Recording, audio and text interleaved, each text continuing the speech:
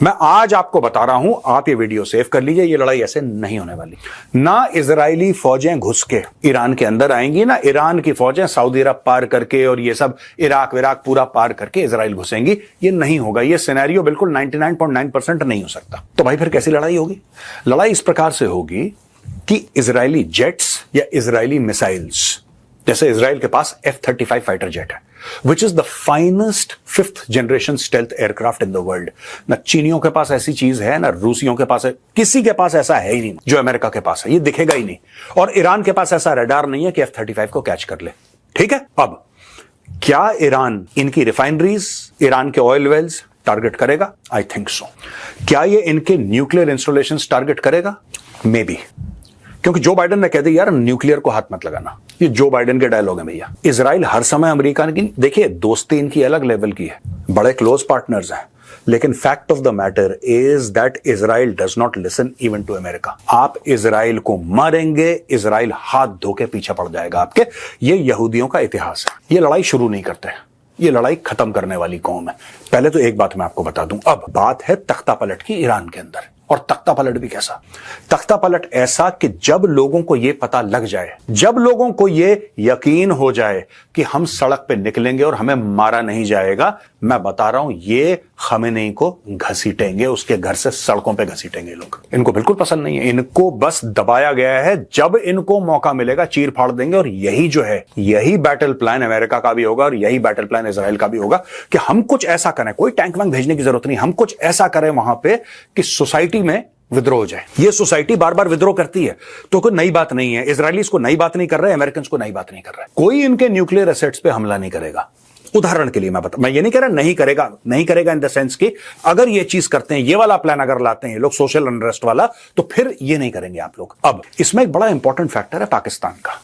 मैंने भी कल ये समझाया था आपको, दोबारा समझा रहा हूं, यही बात मैंने भी कल समझाई थी ना आपको। देखिए पाकिस्तान कहे कि पाकिस्तान के मीडिया में बड़ा डिस्कशन चल रहा है कि साहब ये हो गया और ईरान ये कर देगा, वो कर देगा, जैसी बातें करते हैं ये लोग पाकिस्तानी। आपको पता ही है education level is not high. Actually मैं पाकिस्तानियों को गलत नहीं मानता इसमें, there education level is not high. इनमें बड़ा बेसिक लेवल का एजुकेशन होता है पाकिस्तान में। जो पाकिस्तान में इवन जो हायर एजुकेशन है, जो पाकिस्तानी यूनिवर्सिटीज हैं, जो हायर एजुकेशन जो कहती हैं कि हम लोग हायर एजुकेशन प्रोवाइड करते हैं, even they are extremely at a basic level. तो मेंटली इतने इवॉल्व नहीं हो पाए पाकिस्तानी। अब ये लोग क्या है कि स्टूडियो में बैठ के हल्ला कर रहे हैं कि ये हो जाएगा, ऐसा कर देंगे, वैसा कर देंगे। देखिए बात यह है, मैं पाकिस्तानियों को वाजे तौर पे, मैं इसलिए नहीं कि मैं आपसे नफरत करता हूं इसलिए मैं बात कह रहा हूं, मैं नफरत करता हूं, ये बात सच है, लेकिन जो मैं कह रहा हूं that is not based on hatred for you, which I have anyway, but I am saying it because of a practical perspective that I have.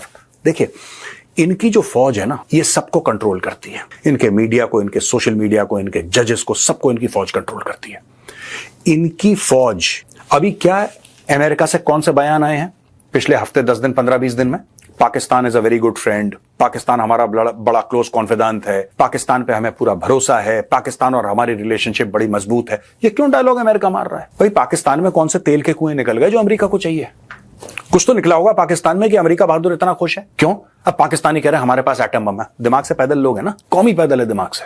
तुम्हारे पास एटम बम सबके पास है यार, कोई गाना नहीं गाता। आपने कभी इजराइल को देखा है बोलते हुए हमारे पास एटम बम है, हमारे पास एटम बम है? कभी इंडिया को देखा है बोलते हुए? चाइना को देखा है? रशिया को देखा है? कोई नहीं बोलता, छोड़ के पाकिस्तानी। पूरी 25 करोड़ की कौम बावली हो रखी है एटम बम के पीछे। ठीक है, we'll come to that later some other day.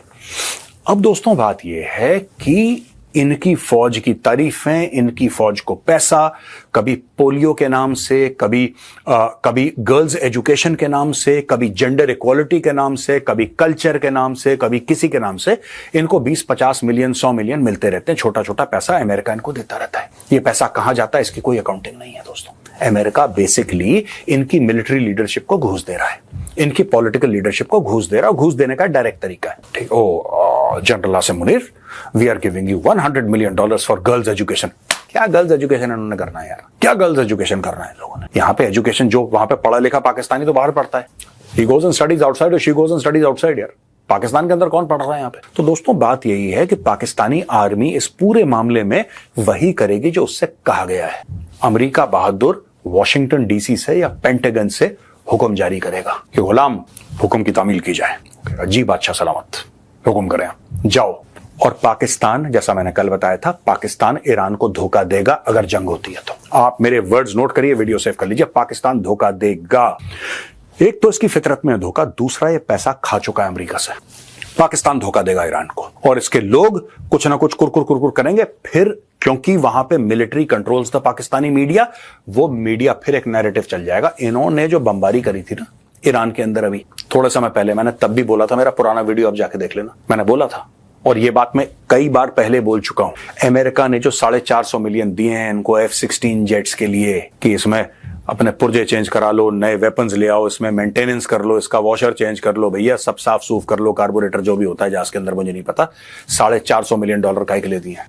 क्या गरज आई है अमेरिका को उनको पैसे देने की? भाई अमेरिका पैसे देगा, क्यों देगा? कुछ अमेरिका को वापस, आप जब किसी को 100 रुपए दोगे तो आप कुछ चाहते हो ना उसके बदले में, यही तो कह रहा हूं मैं, और क्या कह रहा हूं। अमेरिका पाकिस्तान को दे रहा है, अमेरिका पाकिस्तान से क्या चाहता है? चाहता क्या है आखिर? अगर अमेरिका ऑलमोस्ट $500 बिलियन एक शॉट में दे रहा है, $450 मिलियन एक शॉट में अगर पकड़ा रहा है पाकिस्तान को, तो क्यों पकड़ा रहा है? कारण क्या है? What is the reason? वजूहात क्या है?